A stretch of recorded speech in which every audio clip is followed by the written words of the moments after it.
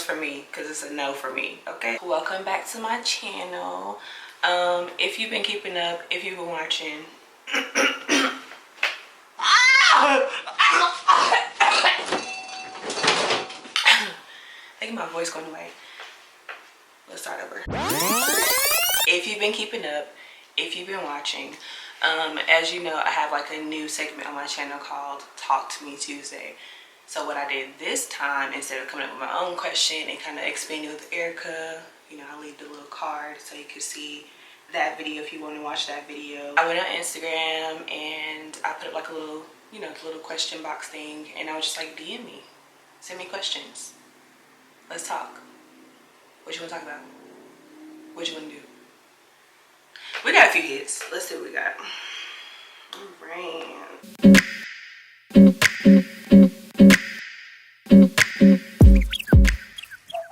And they are random. It's not like I was like, you know, ask me about relationships or ask me about anything specific.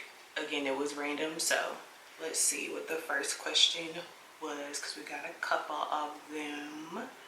People shit on couples in open relationships but turn a blind eye to cheating. Why? Well, see, I'm an exception to that rule. I'm not with the open, I'm not with the cheating. I'm with the is you a me or is no. You know what I mean? So, but to answer that particular question, I feel like when you walk into an open relationship, that's the grounds, that's the foundation, that's the understanding, that's obviously the conversation, because y'all are both at agreement. So you stepping out and dealing with somebody else or being intimate with somebody else or whatever way you deal with somebody else, I don't look at that as cheating, because that's a conversation that you had. Now, if we're in a relationship, we didn't have that conversation, we agreed that this was a you and me, it's just you and me.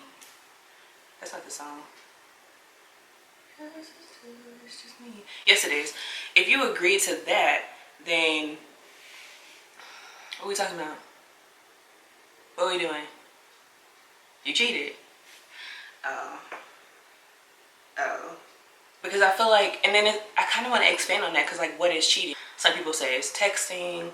Some people say it's like intimacy. Some people say that it's like, you know, like that flirting aspect. I don't know. I think that anything that you have the wrong intention behind is cheating. I feel like if you're texting with the wrong intentions, or if you're leading somebody on to the wrong intentions, then that's cheating. If you're flirting, you got me bent. And if you stepped out, let's do this. You get what I'm saying? Like, because I feel like there's always gonna be a level of respect. So to answer the question at hand, I feel like an open relationship is a conversation. It's what you agreed upon. Let's do it. Cheating is, we didn't talk about this, so what are we doing and why? So there's that.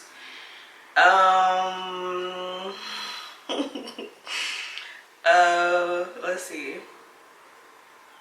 Is it okay for a pastor to watch porn with his wife?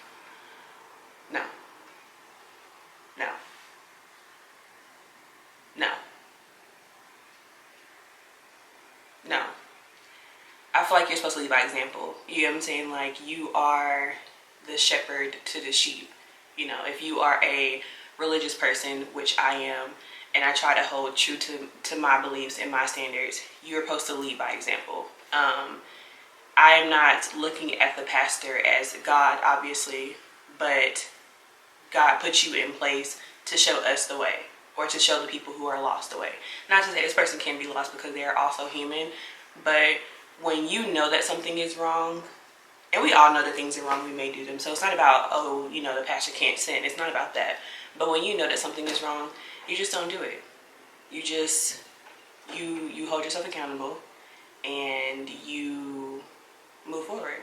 You know what I'm saying? So it's like that whole, no, that's not okay. It's not cute either.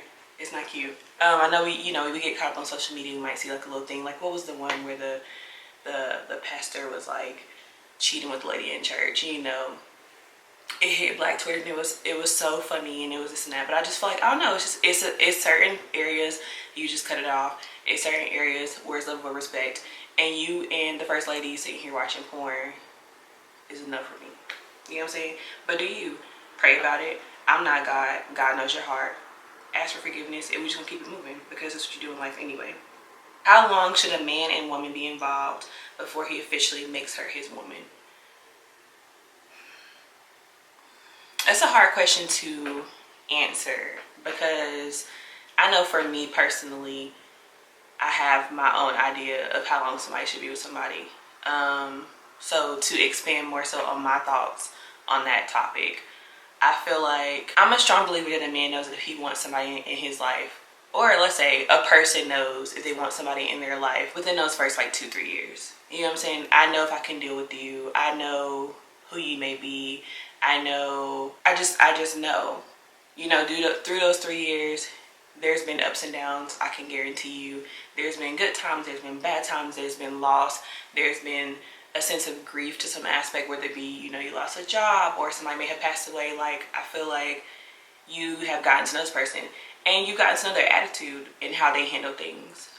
So I think that it doesn't take very long for you to realize if you want to be with somebody. I know it's kind of hard because like it just depends on like what that person wants.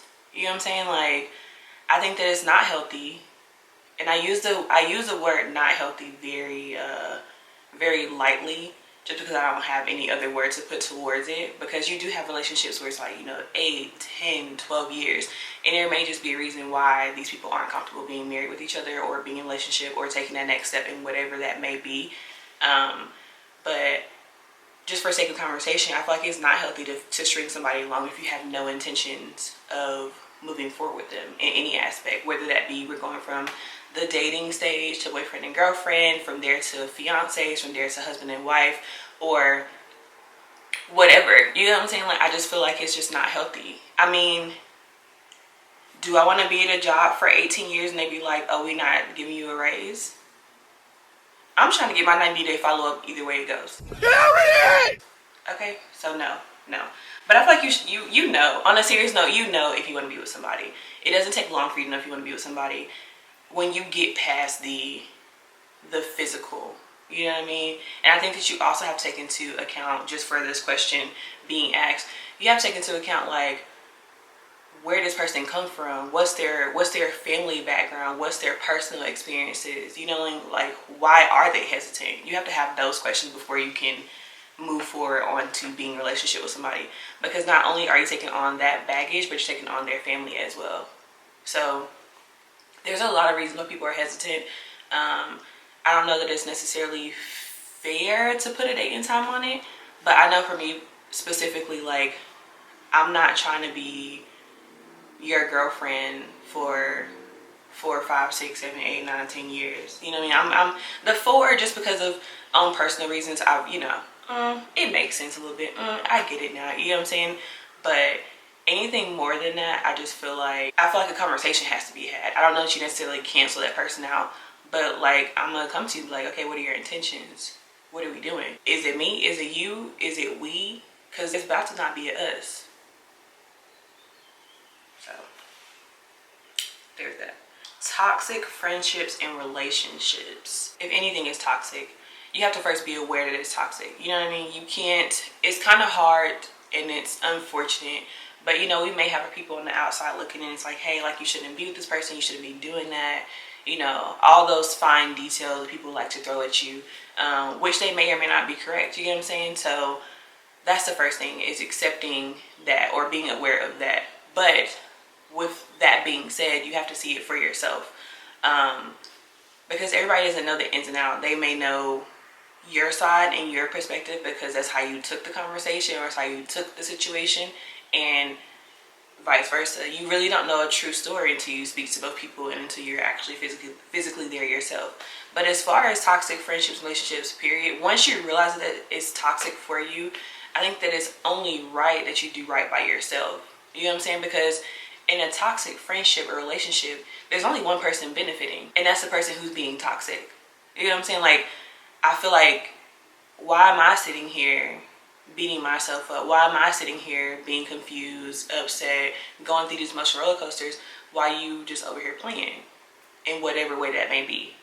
So you first have to see it, then you have to accept it, then you have to move forward from it. You know what I'm saying? Like, and I think that it's very important that when you move forward from it, that you don't bring resentment with it. I think that's a very, very, very, very, very important thing to realize. Just because when you bring resentment, then you start to carry things into your next friendship or relationship. You start to hate this person. They start to carry more weight in your life than they need to. So I feel like when you're ready to walk away from a situation, you'll know you're ready to walk away from a situation. But when you do that, walk away with yourself. And I feel like it's also very important to not react, because at the end of the day, that's only going to help your personal growth. At the end of the day, that's only going to show the person that you are. Because if you're doing something to me, the last thing I'm about to do is do it to you, because one, that makes me a hypocrite. That's how I feel about it. I'm not about to go cheat on you because you cheat on me. I'm not about to go talk junk about her because she talked junk about me. No, sis, talk, speak. We all entitled, right? You know what I'm saying? But like, the thing that kills people is when you don't have nothing to say. Girl, she came and she told me that Drew.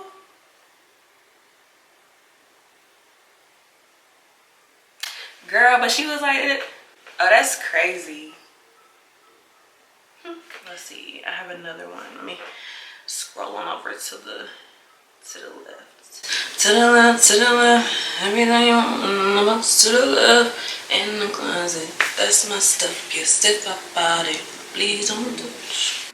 That's a really good question. Okay, so the next one is, how can I work through the feeling of being behind in life? Are you behind? You know what I'm saying? Like, who defines what's behind? I mean, I like to speak from a personal aspect. I'm 28 years old. I am not married. I don't have children. I'm in my business. You know what I'm saying? I'm bringing in my own money. And there's things where I feel like I lack at because of my peers. But who's to say that they're in front of me? I think it is very, very, very important to realize that you don't know the work that went behind why somebody has what they have. And I think that you have to always respect that person's journey along with yourself. Because if I could have my way, I would have been married by now. I would have kids. I would be, you know, the top broker in the United States, you know. But everything happens for a reason. Everything transpires for a reason. If I had all those things, I know for a fact it would have been with the wrong person. It would have been for the wrong reasons. And my maturity level, having a kid when I wanted to have a kid, wouldn't have been the right place. So I think that it's always important to see. I mean, the main thing I said, what's behind life? What does that mean? What does that mean? I think that a lot of people like to compare themselves to people who may have graduated from college and got degrees. Okay, cool. And that's not to knock the person who graduated from college and got a degree, but it's like, was college for you? Or are you somebody who is just good with your hands, so you just need to, you know, you need to focus more on that aspect of it? Everybody not good with the books, but everybody's not stupid either because they're not good with the books. Be clear. So I think that's the first thing. Define what behind in life is. And then once you come up with that definition, I think that you won't, first of all, but once you come up with that definition, I think that it's disrespectful to yourself to define your journey upon somebody else's just because you feel like you're behind them. So who are you? Are you a follower? Are you less than? Are they above you because you feel like they're ahead of you? You know what I'm saying? Like, I don't know. I think you just have to be very, very, and everybody says it, and I used to hate when I heard it. I still hate when I hear it to this day, to be completely honest. But it's like, who are you? What defines you? What makes you? And if you not necessarily having a college degree, but you a bomb-ass mom, then you're a bomb-ass mother. You get what I'm saying? Because what you just did was you procreated and you're teaching this person to be a better human. You get what I'm saying? Like, you have that responsibility in life. Or you could have graduated from college and gotten your degree, but this person over here has already started their business with no degree. Okay, what are we doing with your degree? Let's do our research, do some internships. Let's make it spark. Like, what are we doing? But that's not to be in comparison of. It's just, what do you bring to the table? We working on your table. Let's build it. What materials you want to use? We got screws, we got bolts, we got wood, we got metal. What are we using? What are we using? Okay, so you got utensils and stuff. Like, let's build on your table. That way when somebody comes to your table to eat, they bring in the food. I've built all this. I've done all this on my own. Can we at least get Chipotle? Chipotle. Chipotle is my life. You get what I'm saying? Like, and I'm joking, but like on a serious note, like, don't define yourself on somebody else's journey, because at the end of the day, as we always know, we have our highs, we have our lows, we have our highs, we have our lows, we have our highs, we have our lows. Sometimes you might feel like, oh my gosh, I'm doing so much better than everybody else. And then you're like, oh my gosh, like, damn, that's what I want. Do you want it because you see it? Or you want it because you know that you deserve it right now? You want it because you know that you need it right now? Why do you want it? Why do you want it? You want to be a parent, but have you worked on your generational curses? Have you worked on your mental health? Have you invested in something so that you can leave to this child? You want to start your own business, but have you learned how to save first? Have you learned how to sacrifice? Have you learned how to take that lending hand that may be helping you get to the next level in your business? Like, what have you learned? How do you untether from your parents? That's a good question, because, and this is coming from somebody who grew up in a two-parent household, and I hate to like say, but like just very well taken care of. Just, and it's not a boastful thing. You obviously shouldn't be ashamed when you've been taken care of and you haven't had to stress about certain things of life. And it's also not to put anybody else down who has. But what I'm saying from my personal experiences, to be able to answer this question, because all I have is my personal experiences, is coming from somebody who was literally handed everything in life. I found it very hard to untether from my parents. But I feel like when that happened was when I started to come into self. I started to be more vocal. I went from trying to please them to pleasing myself, which in retrospect pleased both of us. Because at the end of the day, I'm still who I am because of how you raised me and because of what you taught me. You know what I'm saying? So how do you untether from your parents? You find that self-identity. You figure out what you want, who you want to be. What do you want your life to entail? Because I think that it is very important to take that step away, first of all, in order to grow. Because at any waking moment when anything goes wrong, it's like, oh my gosh, daddy. Oh my gosh, mommy. Oh my gosh, mommy, daddy. Like, you know what I mean? It becomes that moment. Or this has been going on so long and you have not untethered from them, and you are confused now as to why they treat you like a child, why they treat you like a baby. You know what I'm saying? So it's like, it's that healthy medium. Somebody's gonna lose in the situation, whether it be your reliance upon them or them relying on you to rely on them. Somebody's gonna lose in the situation. But at the end of the day, it's not even a loss, it's a compromise. You're gonna always be my parents. I'm gonna always be your child. But I think that the most important thing is that you take that step away, you take that step apart, and you identify self. And I think that that's when parents start to really appreciate what they have instilled in you. You know what I'm saying? Like, hopefully I answered the question. I feel like I did, but just take a step away. What do you want to be? Who do you want to be? What defines you? And do it for you. Don't do it to necessarily make them proud. Obviously, don't cancel them out because you're not grown. You are grown, but you're not. Don't disrespect. You know what I'm saying? But like, do it for you. And when they see that you're happy, they're happy. Most of the time. When they see you're happy, then they're happy. Because all they ever really want is your happiness. If a true parent only wants their child to be happy. I don't say that by any means necessary, because there's a lot of things that can make you happy that are wrong for you. But at the end of the day, all they want to do is see you happy. All they want to do is see you flourish on your own. And all they want to do is know that when the time comes for you to truly be on your own, when you can't pick up the phone and call them, when you may not be able to see them, you know what I'm saying? You get the, you know what I mean? That you can survive without them.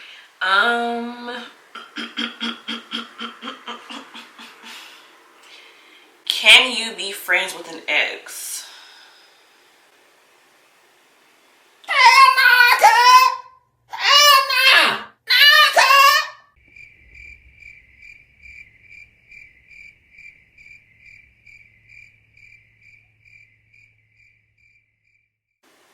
I think you can.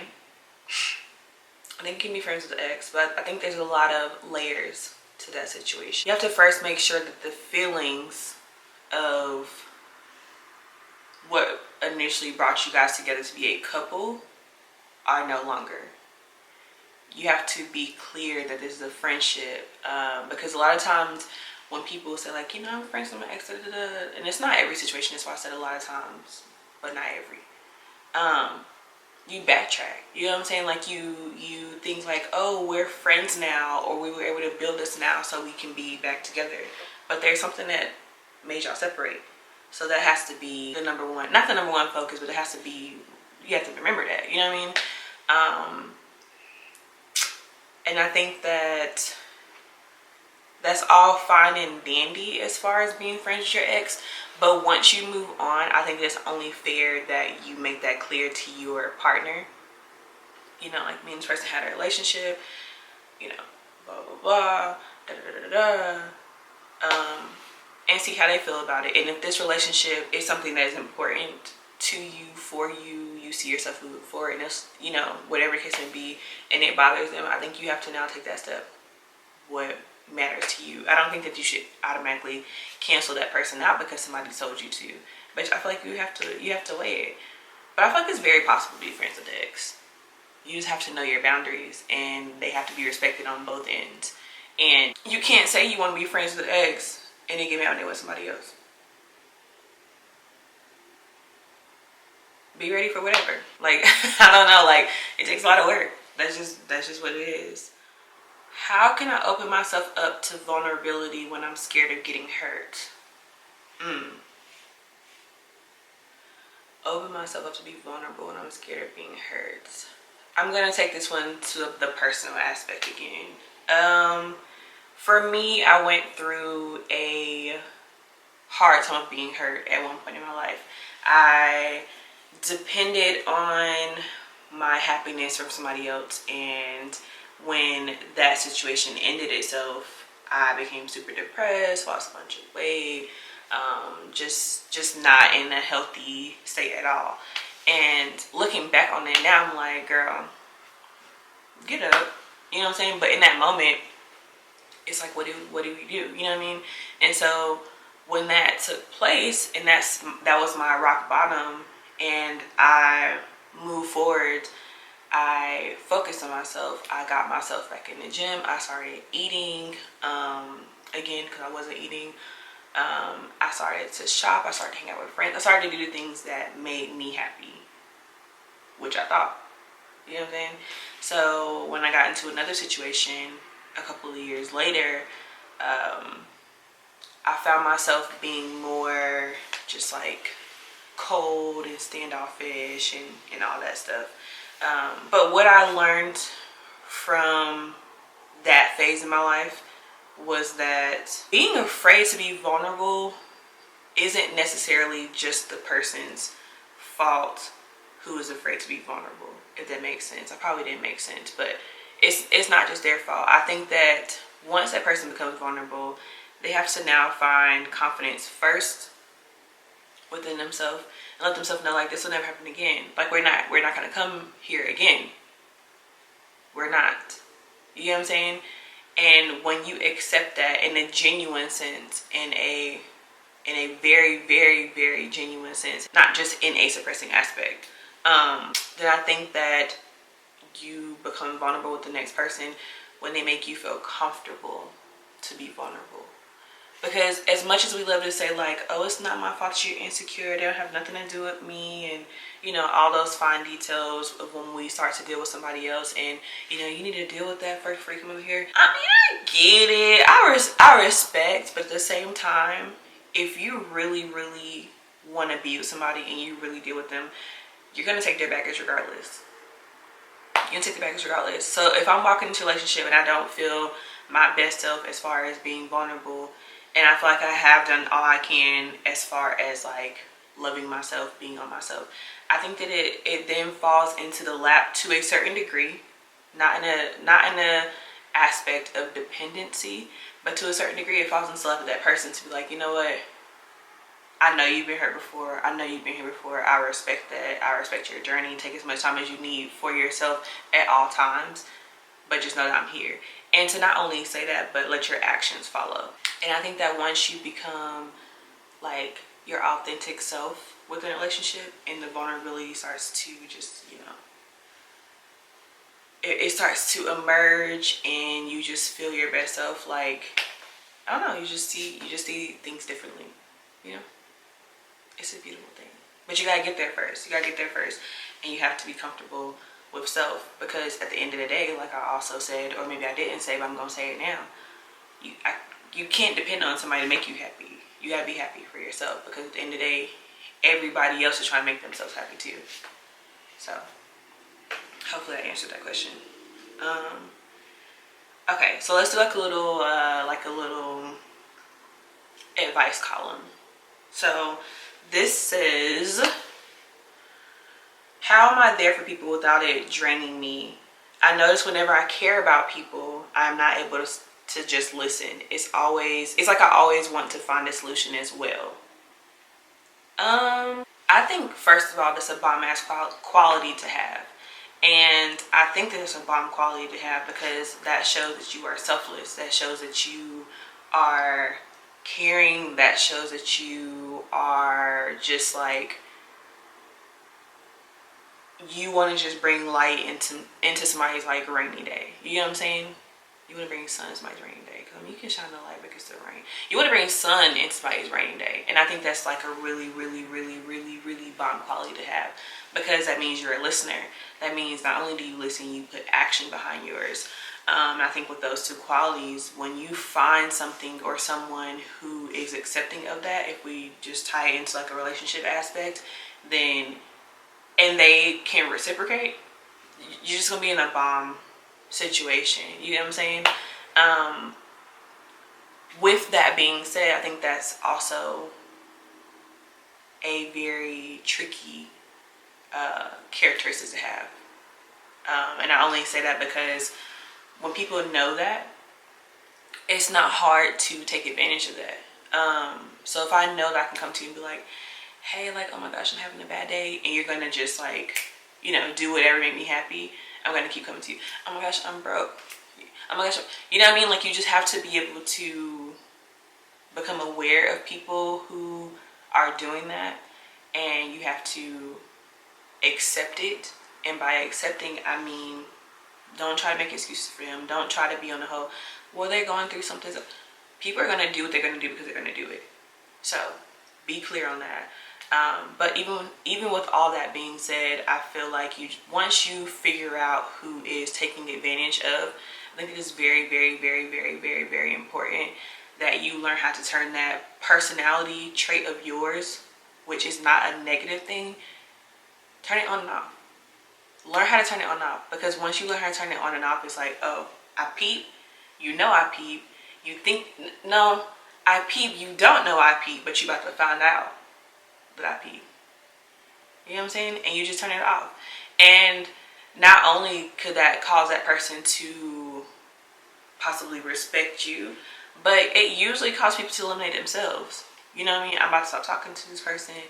They don't even deal with me no more. You used to be able to do this for me. Now, okay, cool. Bye. Bye. Bye. Bye. Have a great time.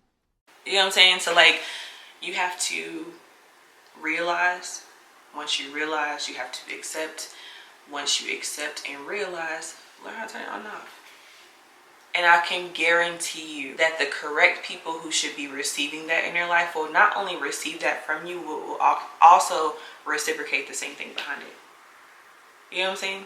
Like, and it's not always about material things. Sometimes it's about, you just need a good listener. You need to not always be the person that people run to when things are wrong. They need to be able to listen to you too. You know what I'm saying? So I say you get what I'm saying a lot. I didn't even realize that. But do you get what I'm saying? You hear me? Okay, cool. So, yeah, turn it on and off. They be knowing. People know what they're doing. People aren't stupid. We give people too much credit on being dumb.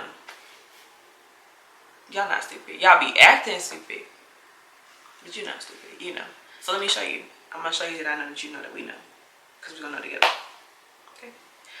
But All right, so I think that is all the questions we're gonna do right now. I have like so many more. I might turn this into a part 2. I don't know, but I like the questions. I like the, you know, the randomness of them. Kind of. I mean, they still kind of all relate back to relationships in a way, but I liked it. So I might do this again. While you're at it, make sure you like the video, subscribe to my channel, leave a comment below, share, do whatever you have to do to make sure that not only you heard this, but somebody else heard this too. I think that we talked about some very important things. We had some very important things transpire, you know what I'm saying? And let's just keep moving. Let's just keep going. Let's just be great in life. Talk to me Tuesday. Hey, hey, hey, hey, hey. Now, but on a serious note, like, comment, share, subscribe, and I will see you on my next video. Bye, bye, bye.